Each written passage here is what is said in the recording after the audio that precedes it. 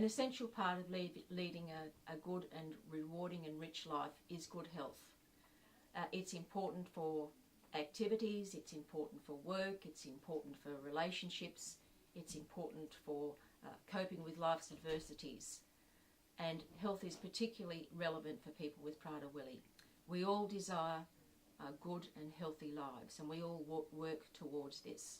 As a health professional, it's important to use a biopsychosocial approach when managing people with Prader-Willi syndrome. And this means, first of all, regardless of the Prader-Willi, finding out what that person is like. What is their normal personality and demeanour? How do they communicate? How well do they understand? Where do they live? What's their family situation and their social networks? What do they do during the day? And in this way, one can develop a rapport and a professional relationship which will be necessary for a long-term doctor-patient relationship. In a health professional role for people with Prader-Willi syndrome, it's also crucial to know about the syndrome itself and its health implications. The particular health associations with the overeating include obstructive sleep apnea, but there's also an element of central sleep apnea, premature heart failure, diabetes, skin picking leading to ulcers, mental health problems. But these can all be addressed, at least their risk reduced, by addressing the overeating, as the associated health problems can lead to premature but preventable early death. In the management of Prader-Willi syndrome and the health associations, in addition to the developing of the rapport, it's important to work with the person's support team. That includes residential support workers, their family, and of course the person themselves are often able to play a role in their health management.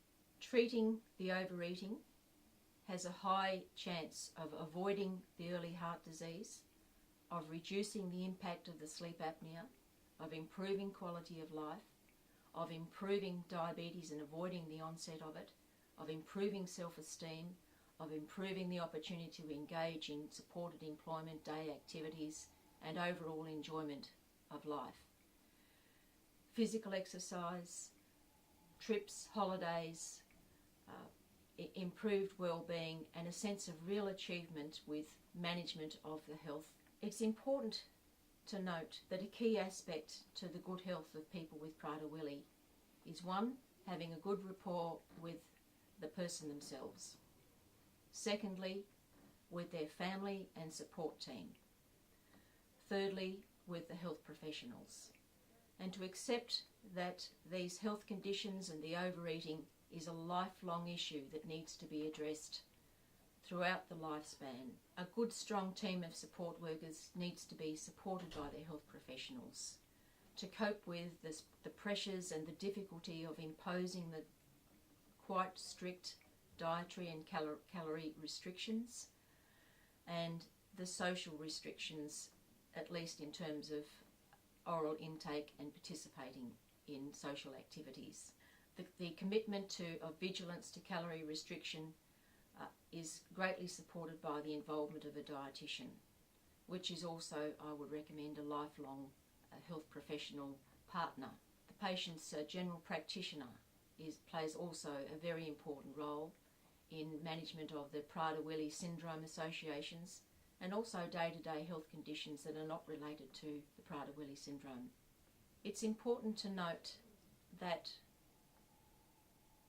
the health conditions are absolutely preventable and amenable to treatment. The early deaths, the diabetic complications, the sleep apnea, the social isolation, they are not inevitable. They are absolutely treatable with effort and support and teamwork. Doctors have a responsibility to learn about Prader-Willi syndrome, to accept and make reasonable adjustments to their normal practice, to make room for the needs required for people with intellectual disability. Doctors have to learn about Prader-Willi syndrome, have to be committed to ensuring the best quality healthcare for people with intellectual disability and Prader-Willi syndrome. They have to ensure that the reasonable adjustments to their usual protocol in mainstream hospitals, such as length of time for appointment, more chairs for the support team, making time, extra time to spend talking with the person with intellectual disability, finding out about them.